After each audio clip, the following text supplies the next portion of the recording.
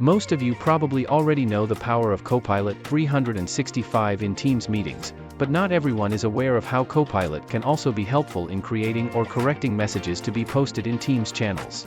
In this case, we begin drafting a post to inform our team members about the new policy we've created to manage the lifecycle of Teams sites. Knowing that Copilot will help rewrite the content, we start our draft without worrying about typos, confident that Copilot will enhance our text. Once we've finished typing, we select the content and ask Copilot to rewrite it, choosing the tone we prefer. If we're not completely satisfied, we can then ask Copilot to adjust the tone accordingly. As you can see, it will only take a matter of seconds to have the content reviewed. Please note that it's always better to check the output. Another useful scenario is when, for instance, in global companies, you need to post messages in a foreign language.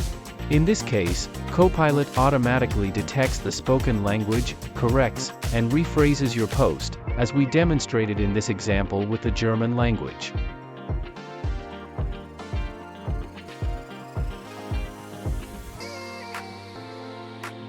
The final scenario involves needing an assistant that can compose a message for us, starting from a draft or an input.